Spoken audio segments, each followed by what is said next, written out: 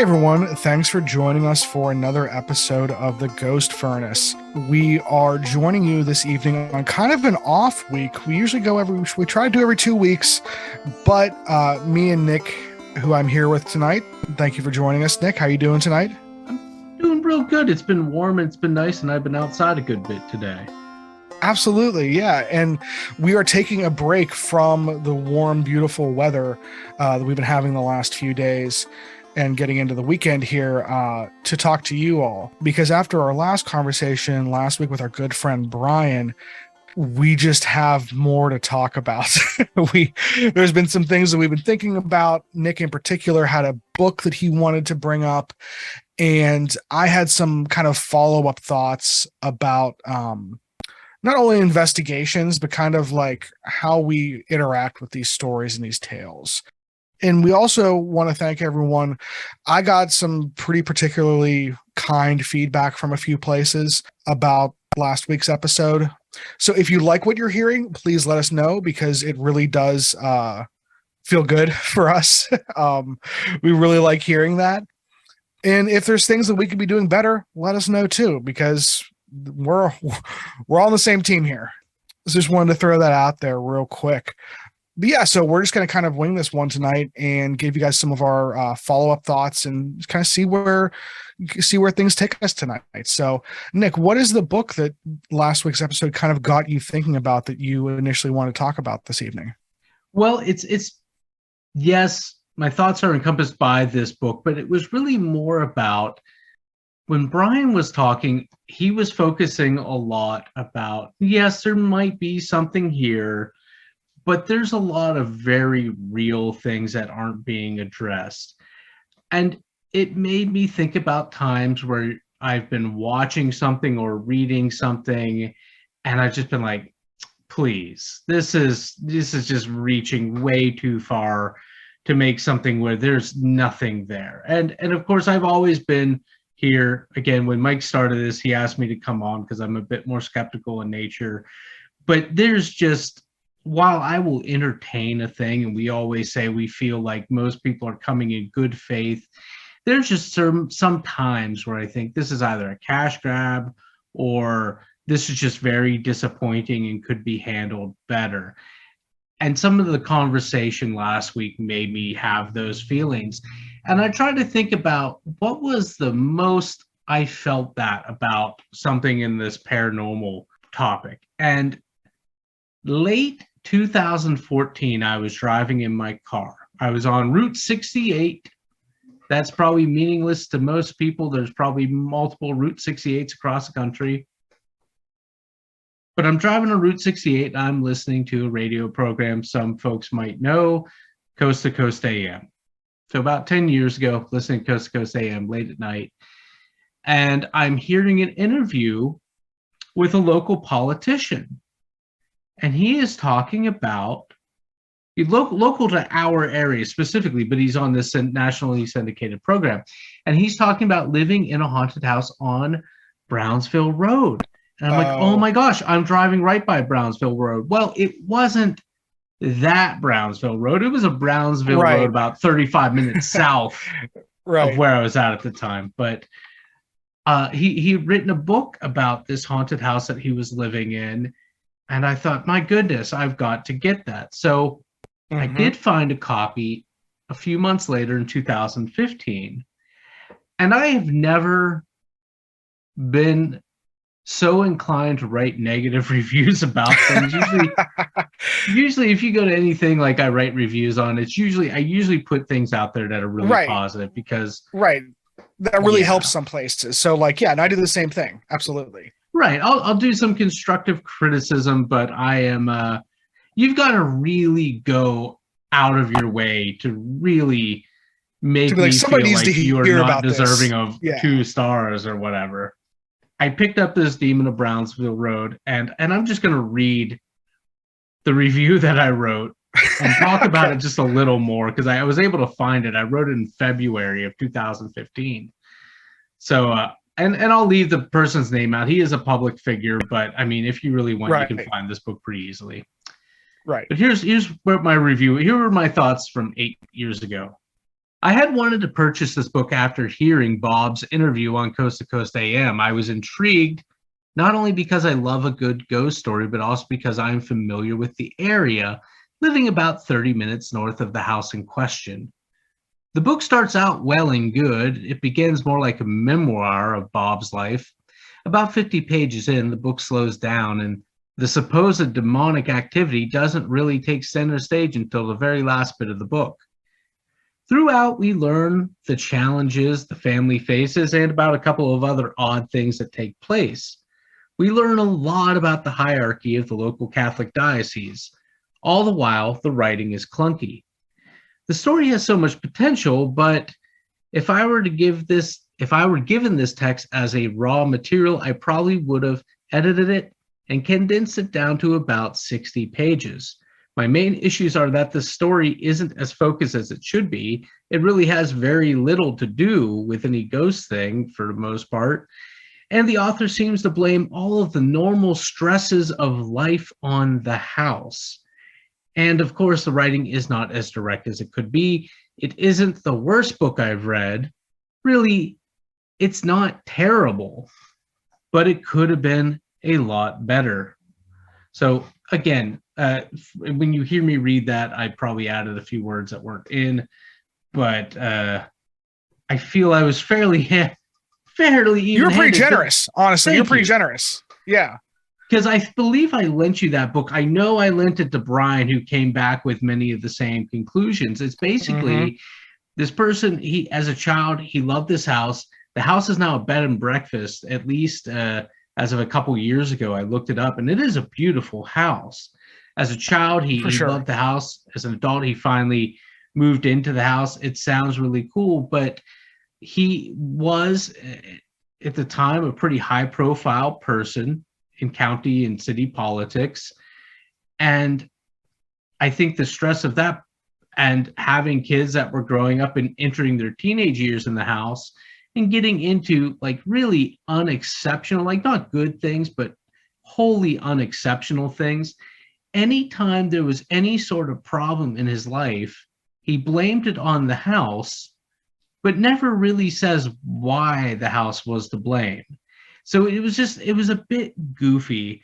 It seemed like he was scapegoating the house. And the worst part of me felt like the book was a cash grab. Like I said, as a memoir of this person's life, it was fairly interesting early on, but it was a lot. It came off as preachy.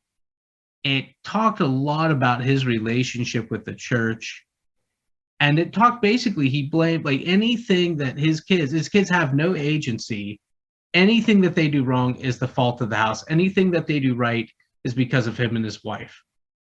So it's just, that was my opinion. But when we were having the conversation last week, I came around to what was a time where I was just disappointed, or I felt like you're really overreaching for something that is not there. And that's kind of what I just had to get off my chest. And I'm curious, the people out there listening, if they've had that same sort of feeling about different things, whether it's been a show, a documentary, a book, a movie, what have you. And I know, Bond, that you came to this conversation this evening with some ideas as well. Like I said, I needed to get that off my chest. What are you thinking? Yeah, so just kind of going along with some of those ideas, because I did read the majority of that book a number of years ago. I didn't finish it for the same reasons for the same criticism you brought up. I was just like, this isn't, it was, I mean, the writing was clunky, which is like, whatever. His overall attitude towards the paranormal was just so one-sided that wasn't very interesting to me. And I think you're kind of hitting on something when you're saying about how he blamed things on the house and how it's haunted and everything.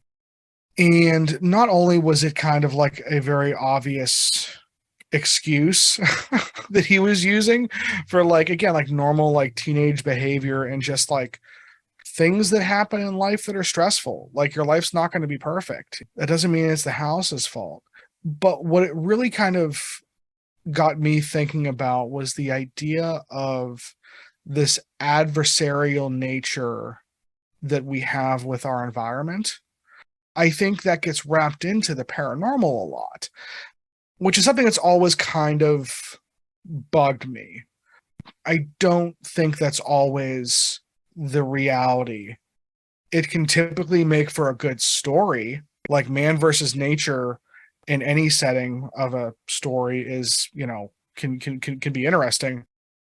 But when you look at your environment as the root and source of all of the problems and strife in your life, I feel like you're probably misassociating some of those things.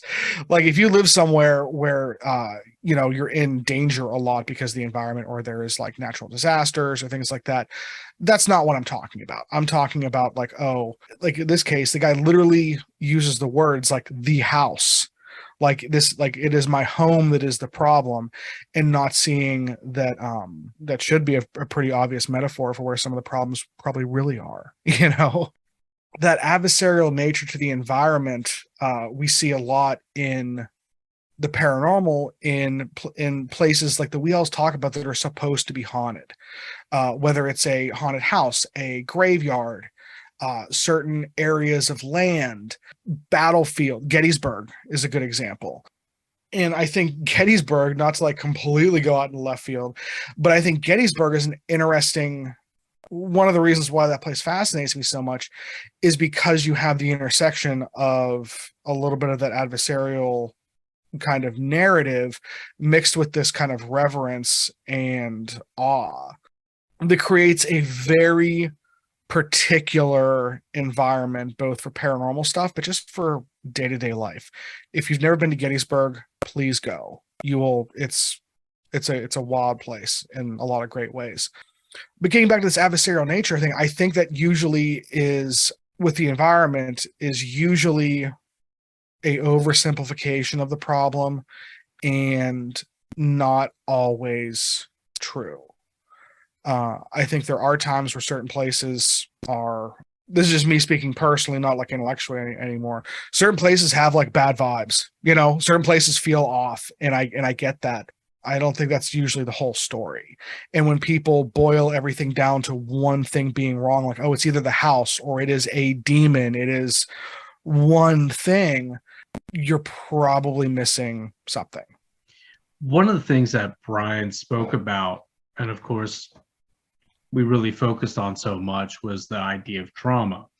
And that the trauma was probably more responsible for a lot of the things that this lady was feeling. Like there was so much more to a story, and it was treated as ancillary in that documentary, whether if it was acknowledged at all, really. Mm-hmm. And all the focus was on this ghost, where it seems like before that could even be addressed or be considered to be a real factor in things, all this other trauma and needs needed to be first addressed, which I agree with. And a couple things along that thought, and this will tie into your thing about Gettysburg.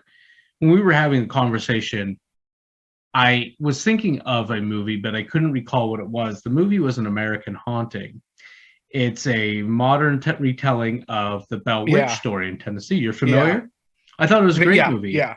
I really enjoyed it. I watched it again last year, I believe, and I missed something, and I have no idea how I missed or forgot about it after I saw it the first time when it came out in theaters. And that was that there was no ghost. There was no curse or hex. There was an abuse happening in the home. And a lot of the things that were going on were because of the trauma this young girl was experiencing and the father's feelings. And the father, it's just, there was a lot going on there. And I thought that was a very interesting take on it. And it almost like you could see the conversation that we had with Brian and Brian's points influencing an adaptation of a story much like that.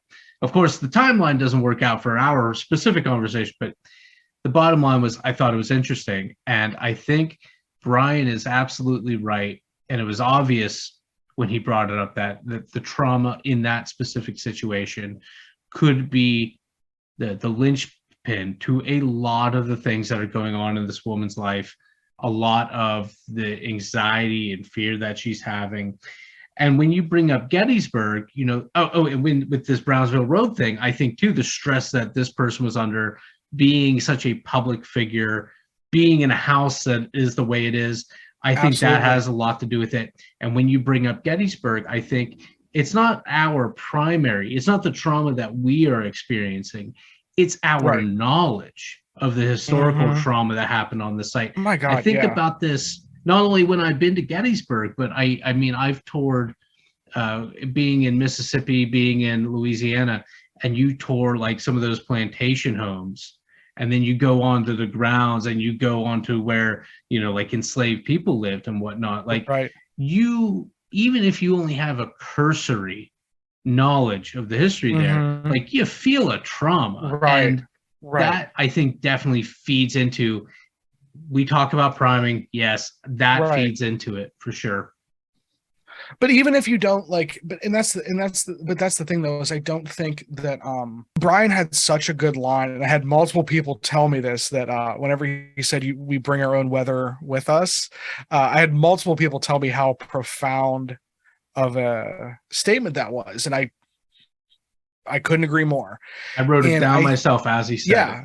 Yeah, and I think that gets to the heart of a lot of this, whether it is paranormal, whether it's the priming, whether it's what's happened to a place, whether that trauma or just even day-to-day life. I mean, we talked about the stone tape, theory stuff all the time.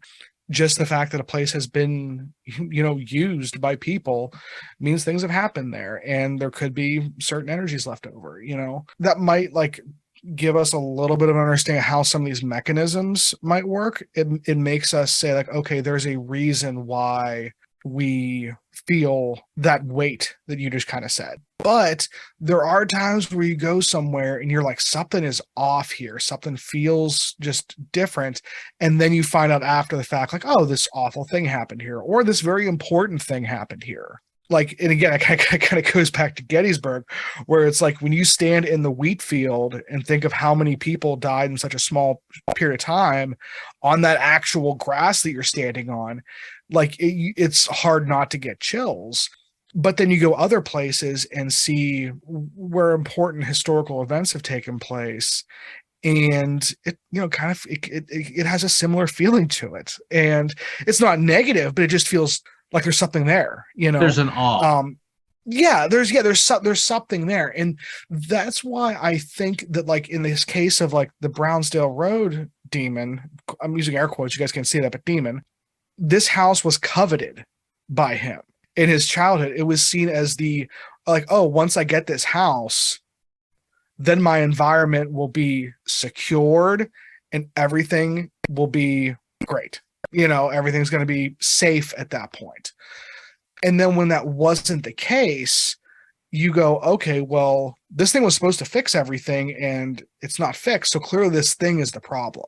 That's kind of how he approached it. And I think with the story that with the documentary that we watched, last week, the house didn't do anything.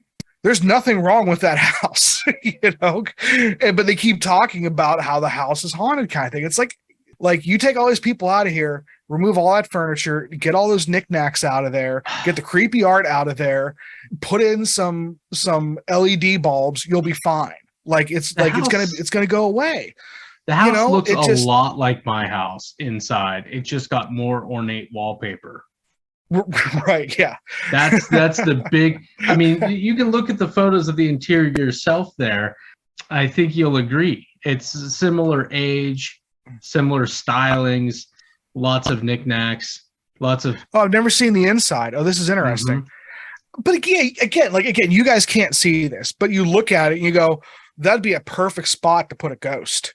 Right. And plus, I can't imagine having teenagers grow up in this house. Well, and maybe it was different when they were living there and it wasn't like a bed and breakfast as it is I sure now. hope so. But I remember, I think it was you that said something about the creepy art in the documentary that Brian had reviewed. And maybe if you got this creepy stuff out of here. Right. And it's interesting because if anyone here has ever walked into a metaphysical shop somewhere, in whatever form that happens to take wherever you are, there's a lot of creepy stuff in those places, but it feels completely different.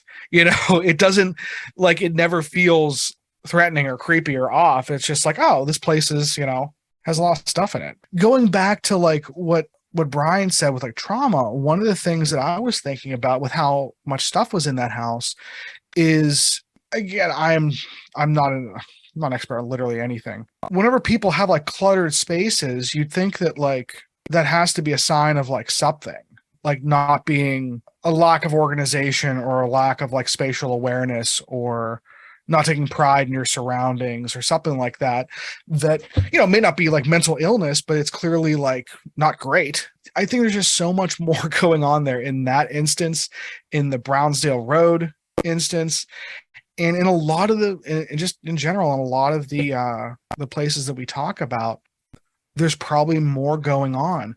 I'm trying to remember the movie. There was an Irish film that I just watched recently about Is this the one you cited? This is when you cited when the young ladies were saying they were getting all their nourishment from manna from heaven. From God. Yeah. And they called it manna from heaven. And spoiler alert, it wasn't God. It was the mother feeding this girl. But the reason she was willing to literally like die, prove God's love kind of thing, it turned out that she had been like terribly abused and had all this trauma that she was dealing with kind of thing. And like, you see that, you're like, oh, it's all of these thoughts of, and again, that's nothing to do with religion, but it has a lot to do with people mislabeling phenomena and using that as sometimes as a kind of some smoke and mirrors for something that's going, even though, like, again, people might not be doing it willingly. I think a lot of times when it comes to paranormal stuff, this might be a weird comparison for some of you, but in the paranormal community, you have it tends to attract people on the outsides of society, like a lot of other groups do. Nick, we saw this in the punk communities all over the place. You get a whole bunch of outsiders together, and your propensity for people who are looking for a place to belong tends to go up a little bit. And you get that, right? You get that everywhere. You get it in church, you get it in sports teams. So it's not like it's just these communities that we're talking about. I'm just saying me and Nick happen to have experience in both of those. If you're someone who typically, again, has some issues you're dealing with, and one of them might be just feeling like you belong somewhere, you show up to somewhere and say, oh, my house is haunted too, or you just embellish something. Suddenly people are interested in you, interested in your story, and like that feels good. It makes you feel important, makes you feel wanted, makes you feel needed. And when you watch a lot of these shows, a lot of paranormal shows, this again, not a blanket statement, but there's a lot of you see people and you're like, this person isn't seeking attention, but they definitely need some attention, and they're not getting all the things that they need to be a healthy person. And this is probably a representation of other things in their life, not so much a actual haunting. That being said, not to be too skeptical, because I know Nick's going to come in and probably agree with me there, I think sometimes those are the same thing.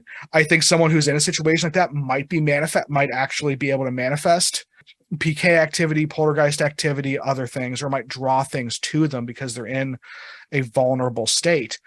But particularly with shows, I think there's times where that's been a little bit of a red flag for me. Or, as you said, there's a sense of belonging because there's a ready-made community, and maybe there's that's a format. Some people go to exploit that to sell books.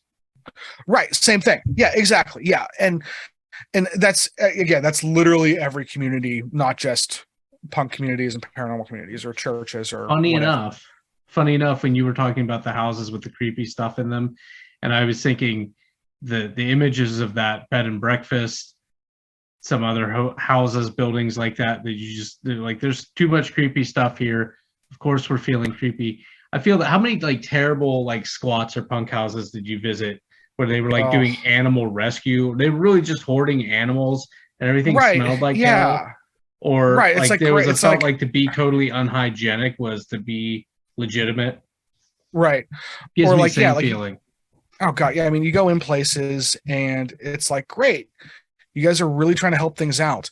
We can't put that many people on that floor; it's going to collapse. Like, Or I know like you want to save like, these dogs, but you're not helping yourself or these dogs by having right, 20 dogs when you're barely right, caring for yourself. yeah. No, yeah, and again, you get that in all communities. We just happen to have dealt with that quite a bit. And again, when it comes to the paranormal activity, I think that, like, again, as someone who does believe that in rare instances there are negative things out there that have some sort of agency, I think that that puts a target on people. So it's not like every time there's a situation like this that I think that it's, the person's fault or a misidentification. But when it comes to the folks making money, especially, it could be a bit of a red flag. Was there any one book or movie or show that you were like, come on, that you even So, like maybe you walked away from? oh well, most of the stuff that I've walked away from has been for political reasons. Not say political, people just saying things that I'm like, you know what, I don't want to support these people anymore. I don't want to give them my time, money, or energy, kind of thing. The stuff that I've almost walked away from for like weird reasons is things like Coast to Coast, even like, which we've mentioned many a times. And I know I've said this on this show before and in probably other things, but has like a meter or like a barometer for like weird stuff they're willing to entertain. Because, we said we'll entertain just about anything. Right. Like, again, I'll listen to people's stories and I'm interested in that. I'm interested in the story and how it affected them much more than what actually happened. I've said that many times. That being said, there's certain things that, like, everyone has that line. For some people, it's ghosts and anything cryptid or whatever. That's a very, very short meter. For me, I found that it starts nowadays. It goes the whole way up to lizard people and lizard people running the government. That's where I draw the line. Where I'm just like I hear that and I turn. I tune out at that point. And the first time I heard that was on Coast to Coast whenever I was working very early mornings I was managing a Krispy Kreme's. I would listen to Coast because I was working before Coast to Coast was done in the morning. And I know, Nick, I know you've been in similar jobs before. And I was really into it. And then they had this guy come on talking about like lizard people running the government. And I kept waiting for like the joke. Like I kept waiting for like the kick snare moment, kind of thing. And it never came. And I was so disappointed. I was just like, I can't believe, I thought I found something that I could, I thought I found something I really, really enjoyed. And hearing that, I was just like, yeah, like, this is like, in my mind, I'm like, this is too stupid. It's too problematic. It's too like, it just, that's where my line's at, apparently, See, the funny thing is for me, like, I don't buy the lizard people thing. I'm okay. I'm definitely politically angry enough to be like, there is a society of image, and we commodify all the images, and right. There's image, and all this spectacular stuff is just hiding the fact that there's really probably like 500 people at the helm of the ship, and they're not lizard people, but I don't very much they might as well consider them human either. Like they are human, but there's not a lot of humanity there. There's if there was a political synopsis, there I am. But I will entertain that. I'll listen to that. I don't buy it for a second. But for me, the red line really comes to the charlatan. That's where I'm like Sylvia Brown, wicked, just ruthless animal. Just the world is a better place now that she can no longer publish books or go on things like Montel Williams, of which I feel like she was on every other week in the 90s. I have very, very strong opinions about that, and I'm not going to step down from those. There are very few things. I'm not aware of anything that she has done that can redeem some of her actions. So the charlatan that's the line for me. The person that's in need of help and maybe has some goofy ideas or is just trying to make sense of the world, and it's just kind of clever and creative about it, I'll hear that out. The disillusion, I'll listen to it. But yeah, the charlatan is the line for me. So as far as this book's concerned, I don't know if I would go to the point where it was just a total cash in. I think if it were, it could have been better. It would have been better written. I really do think if that was the case, he would have hired a better editor. Yeah, right. I think if that's what it was. I think it was honest. I do. I agree with you. Yeah, on that. Yeah. I just think they weren't addressing the stressors in their life. Right, because and that's one of those instances where I think that if you would have brought in to talk about some people that are a little more prominent in the paranormal community, kind of like we were last week, if they would have brought in people like Amy Bruni and Adam Berry from like the Kindred Spirits show and Taps and Ghost Hunters, who tend to take a little more historic view, but also like personal, bringing in therapists and things like that, I think that they would have done an investigation at that house. Again, I don't know if it would have been haunted, but it probably would have really helped the guy out, if he was willing to take the advice kind of thing. But who knows, maybe they would have got in there and been like, holy crap, this place is super haunted, and this guy is above board on everything. He's right. So who knows? I mean, because again, we didn't experience any of those things, so right. We're talking very Monday morning quarterback in this one, obviously. So, and throwing Hail Marys at that. But we right. Like I said, or like Vaughn said coming into this, we weren't going to be too long-winded this evening.